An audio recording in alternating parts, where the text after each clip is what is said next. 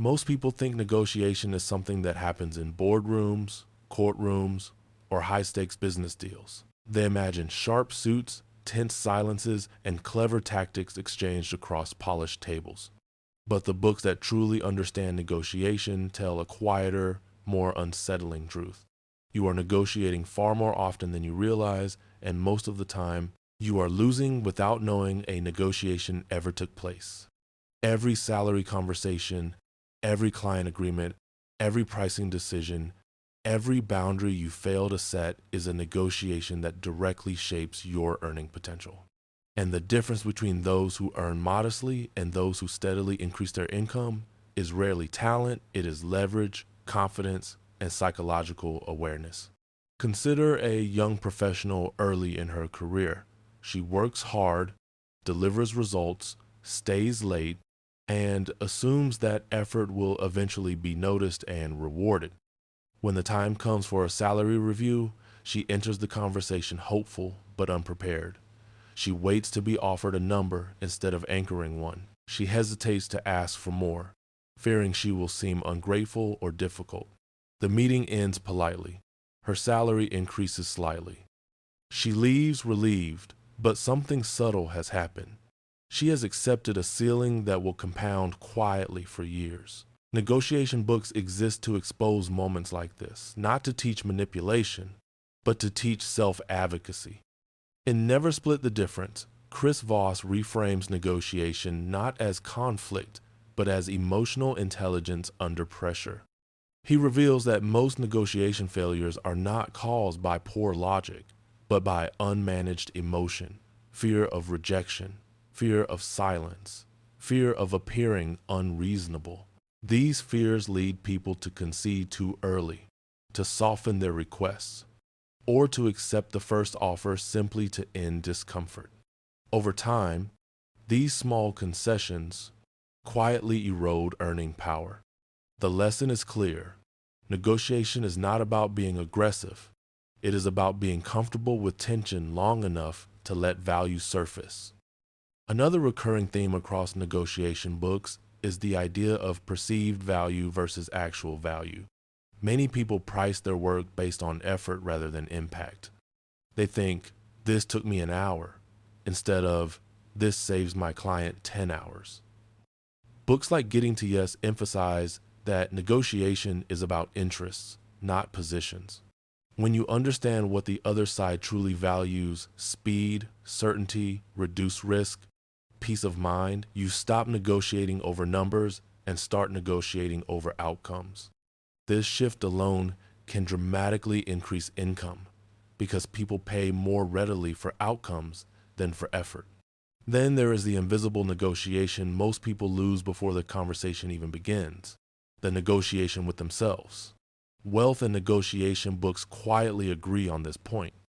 If you believe you are replaceable, you will negotiate like someone who expects to lose. If you believe you are adding unique value, you will negotiate like someone protecting an asset. Self-perception sets the tone long before words are exchanged. This is why negotiation books spend so much time on mindset. The external negotiation rarely exceeds the limits of the internal one. Books that boost earning potential also highlight the power of preparation. Effective negotiators do not improvise. They arrive with clarity. They know their alternatives. They understand their walkaway point. They have researched market rates, industry norms, and timing. This preparation creates quiet confidence, and confidence changes behavior in subtle but decisive ways. When you know you have options, you ask differently, you pause differently, you listen differently. And those differences are felt across the table, even if never spoken aloud. Another lesson repeated across negotiation literature is the strategic use of silence. Beginners fear silence. They rush to fill it with explanations, discounts, or justifications. But books like Never Split the Difference teach that silence is not empty, it is pressure. When used deliberately, it invites the other party to reveal more, reconsider, or adjust. Silence turns negotiation from a race to agreement. into a process of discovery. And discovery is where leverage lives. Negotiation books also dismantle the myth that being nice and being well paid are mutually exclusive. In reality, clarity is kinder than avoidance. When expectations are clear, resentment fades. When boundaries are stated, respect grows. People who avoid negotiation to preserve harmony often sacrifice income while still experiencing frustration. The books argue that honest negotiation, done with empathy and firmness, strengthens relationships rather than damaging them. Long-term earning power depends on this balance. As these ideas settle in, a pattern emerges. Those who consistently increase their income do not negotiate more often, they negotiate better. They choose their moments. They understand timing. They recognize that the first offer sets an anchor, that framing shapes perception, and that walking away is sometimes the strongest move. They are not confrontational. They are deliberate. And because negotiation outcomes compound just like investments, their earning trajectory quietly diverges from those who leave value on the table year after year. Imagine someone 10 years into their career looking back. The difference between where they are and where they could have been is not a single dramatic moment, but a series of conversations handled timidly, postponed indefinitely, or avoided altogether. Negotiation books exist to interrupt that pattern. They remind us that earning potential is not fixed. It is negotiated continuously, whether consciously or not. And this is where the art of negotiation reveals its deeper meaning. It is not merely a skill for extracting more money. It is a discipline for articulating value, respecting oneself, and navigating power dynamics with awareness rather than fear. When practiced consistently, it reshapes not only income, but identity. You stop seeing yourself as someone who waits to be chosen and start seeing yourself as someone who participates actively in defining their worth. As we move deeper into this subject, the question shifts from how do I negotiate better to something more fundamental. What kind of negotiator do I become when my earning potential depends on my ability to stay calm, clear, and confident under pressure? Because the books are clear on one thing, techniques matter, but temperament matters more. And it is at this point where strategy meets psychology that the most powerful lessons of negotiation begin to emerge.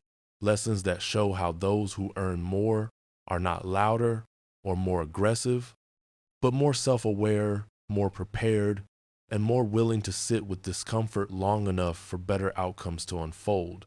And this is where the next chapter truly begins. As we step into the deeper patterns that separate transactional negotiators from those who quietly and consistently expand their income over a lifetime, learning not just what to say, but who to be in the moments that decide your value. And that journey continues forward, moves forward, like a steady breath taken before speaking, controlled, deliberate, and grounded in self-awareness rather than urgency. And this is where negotiation stops being a collection of techniques and becomes a way of operating in the world. Because once you understand that every negotiation is ultimately a conversation about value, you realize that the real work happens long before words are exchanged. The highest earners described in negotiation books share one defining trait. They are comfortable with discomfort. They do not rush to agreement to escape tension. They do not confuse silence with rejection or hesitation with failure. Instead, they treat discomfort as information. When the other side pauses, deflects, or resists, effective negotiators listen closely. Resistance is not a wall. It is a signal. It tells you where the real issue lives. And those who earn more over time are those who learn to stay present long enough to understand what is truly being negotiated. Books like Never Split the Difference and Getting to Yes converge on this deeper insight. People rarely negotiate over money alone. They negotiate over fear, uncertainty, status, timing, and control. When you address only the number, you limit the conversation.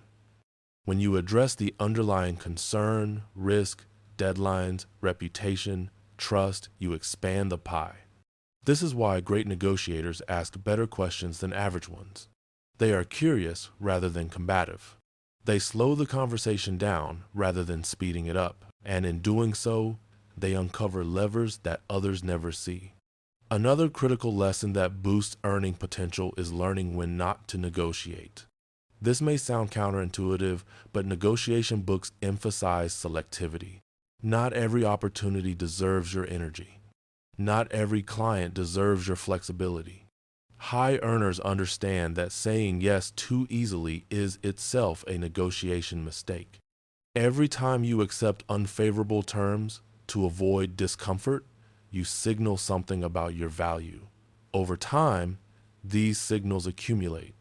Negotiation is not just about single outcomes, it is about reputation. And reputation negotiates on your behalf long before you enter the room. As experience grows, skilled negotiators also learn to detach emotionally from outcomes. This does not mean they stop caring, it means they stop clinging. They know their walk-away point, and they respect it. Books repeatedly stress this discipline because nothing weakens a negotiating position more than the need to win at all costs. When you can genuinely walk away, your words change, your posture changes, your timing changes. The other side feels it, even if they cannot name it. And paradoxically, this calm detachment often leads to better offers. Over time, negotiation becomes less about tactics and more about identity. You begin to see yourself as someone who clarifies expectations early, who addresses misalignment before it becomes resentment, who values fairness but does not confuse fairness with self-sacrifice. This identity shift is subtle, but it compounds powerfully. Income grows not because you ask for more once, but because you stop under-asking consistently. You stop accepting vague promises. You stop trading long-term value for short-term comfort. When you look back at the books that shape great negotiators, a single pattern emerges. Earning potential expands when self-respect becomes visible.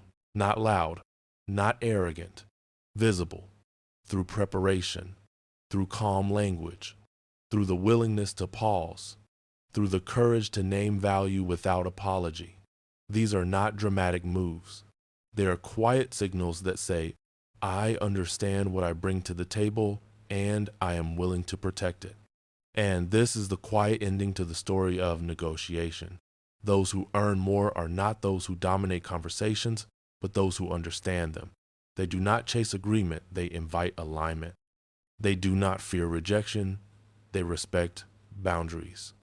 And because negotiation never really ends, it simply evolves across roles, careers, and stages of life. The skills you build here compound just like investments. Each conversation slightly reshapes your trajectory. Each boundary slightly elevates your position. Each moment of clarity slightly increases your earning potential. If this story resonated with you, pause and reflect on the last negotiation you accepted too quickly or avoided entirely. That moment holds a lesson.